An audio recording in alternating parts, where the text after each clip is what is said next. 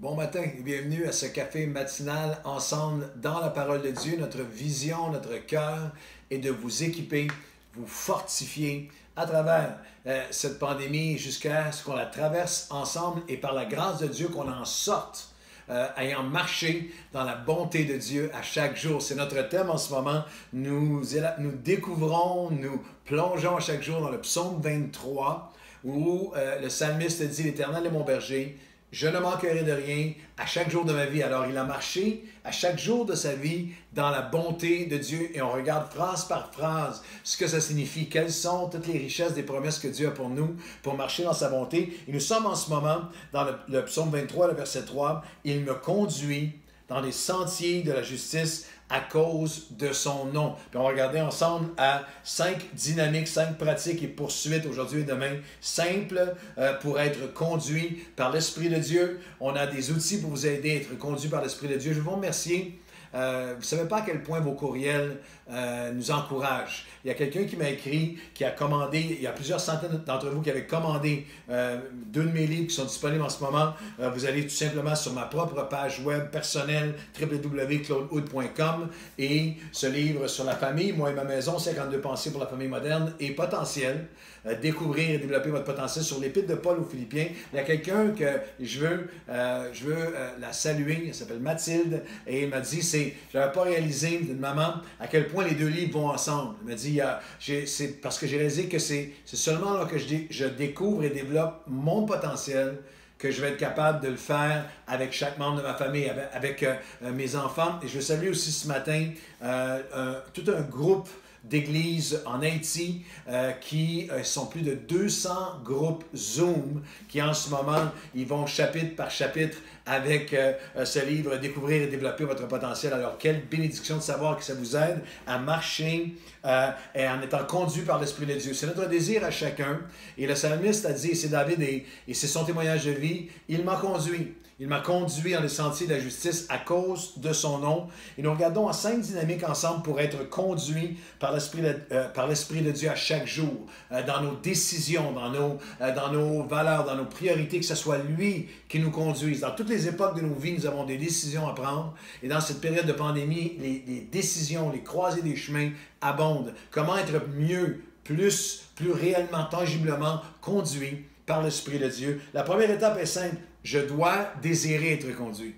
Je dois le vouloir. Je dois vouloir. Dieu n'imposera jamais la direction de son esprit à qui que ce soit. Et le désir, peut-être que cette phrase, vous allez pouvoir vous en souvenir, le désir détermine la destinée.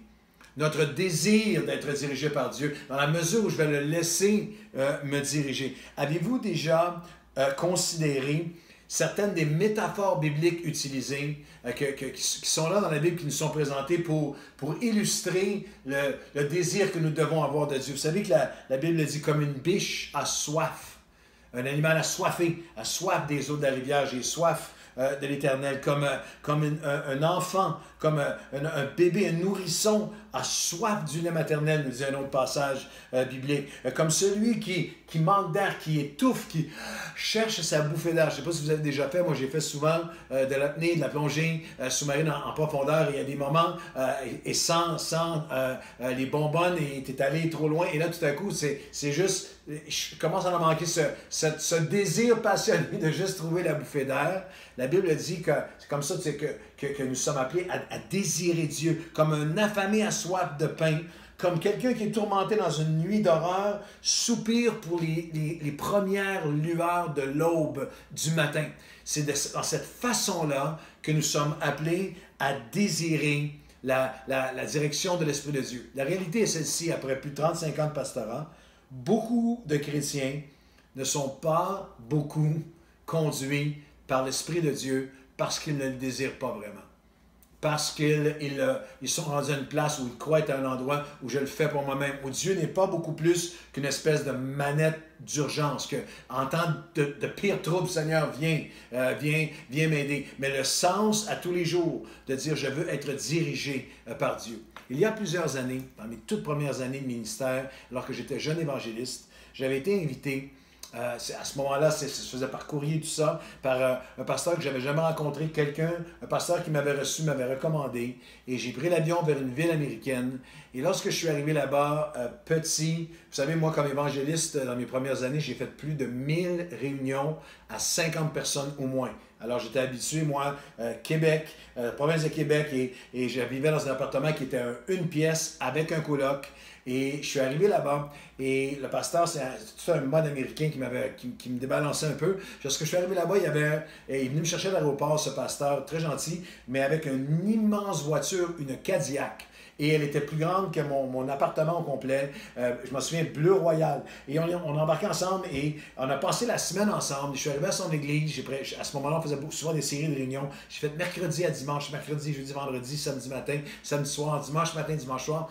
Et j'ai découvert une église qui était affamée, qui était assoiffée de Dieu.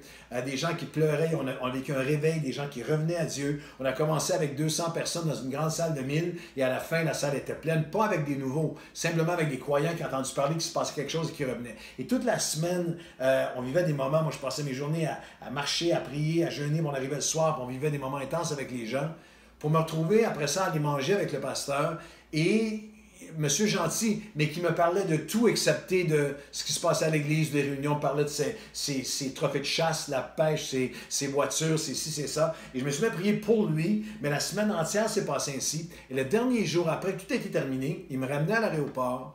Et lorsque je me suis assis dans sa voiture, j'entendais, c'était des cassettes à l'époque, vous êtes trop jeune pour la référence, la cassette, quelqu'un vous expliquera, mais c'était une prédication une cassette, et c'est quelqu'un qui prêchait, c'était tellement touchant, j'étais vraiment bouleversé. Et j'ai dit, il me regardait avec un petit sourire en coin, puis j'ai dit, waouh, c'est vraiment, c'est puissant, c'est simple, mais c'est passionné, c'est édifiant. C'est qui sur cette cassette? Puis il me dit comme ça, c'est moi. Il dit, c'est moi, c'est une cassette de moi, il y a 25 ans. Il me dit, j'étais comme toi. Il dit, j'étais comme toi, tout enflammé et tout. Et lorsque il m'a déposé à l'aéroport, j'étais dans l'avion, et la pensée m'a frappé sans faire de jugement, mais Seigneur, si ce monsieur a déjà été si passionné, si assoiffé, si désireux, s'il a déjà été comme moi je ne veux jamais devenir comme lui. Moi, je ne veux jamais perdre ma soif de Dieu, d'être. Alors, c'est une question pour toi aujourd'hui. Est-ce que tu désires, est-ce que comme une biche a soif des eaux de la rivière, est-ce que tu désires dire comme David, il me conduit dans les sentiers de la justice? Si oui, quel est ton niveau de faim et de soif? As-tu besoin de revenir à lui aujourd'hui? La première étape pour être conduit par l'Esprit, je dois désirer être conduit. Je dois vraiment désirer être conduit. Et la deuxième étape, c'est que je dois être prêt à lui obéir. Vous comprenez? Il y a des chrétiens par millions à travers le monde, et peut-être par milliers qui regardent ça en ce moment, qu'il y a des sphères entières de votre vie où il y a une espèce de décision, qu'elle soit intentionnelle et réfléchie ou non, où il y a des sphères entières où vous avez décidé de ne pas suivre Dieu, de ne pas lui obéir, et vous n'aurez pas sa direction dans les autres aspects de votre vie s'il y a des chemins. Vous avez décidé que ce soit dans vos paroles, face à la générosité, face au pardon, face le vol, la fraude, le mensonge, dans votre sexualité, dans vos relations, dans toutes sortes de sphères de vos vies. Vous êtes chrétien, mais si vous voulez être dirigé par l'Esprit de Dieu, je dois premièrement le désirer, mais je dois avoir ce cœur qui continue à vouloir lui obéir. Un cœur qui continue à vouloir lui obéir. David a écrit, il m'a conduit dans les sentiers de la justice, mais nous nous souvenons ensemble qu'il y a eu des moments dans sa vie où David a pris une série de décisions conscientes de ne pas lui obéir. Lorsqu'il a regardé la femme d'un autre, lorsqu'il a convoité, lorsqu'il l'a pris, lorsqu'il a commis un adultère, lorsqu'il a couvert, lorsqu'il a amené le péché et l'épée dans sa maison. Et dans le psaume 51, lorsqu'il revient avec repentance, il dira, « Seigneur, tu veux la vérité dans mon cœur. Tu veux que la vérité soit au fond de mon cœur. Ô Dieu, crée en moi un cœur pur, psaume 51, verset 10, verset 12, renouvelle en moi un esprit bien disposé, un esprit qui veut obéir. Si tu aurais voulu des sacrifices extérieurs, je t'en aurais offert. Mais tu ne prends pas plaisir à ce qui est extérieur, à ce qui est superficiel, à ce que les autres voient. Non, Dieu, les sacrifices qui te sont agréables, c'est un esprit brisé. C'est un cœur qui veut encore obéir à Dieu aujourd'hui. Alors, si je veux être conduit par l'Esprit, je dois vraiment le désirer.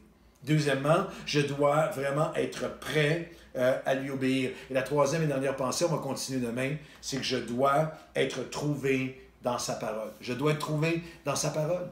Vous ne pourrez, le Seigneur ne vous conduira jamais, ne vous donnera jamais une direction personnelle particulière qui est contraire à sa parole. J'ai besoin d'être dans sa parole. J'ai besoin, comme dit Jacques chapitre 1, celui qui aura plongé ses regards dans la loi parfaite, dans la loi de la liberté. Quelle phrase extraordinaire, Jacques 1, 25. Dans les commandements de Dieu qui sont là pour ma liberté, celui-là, n'étant pas un auditeur oublieux, deviendra heureux dans son activité.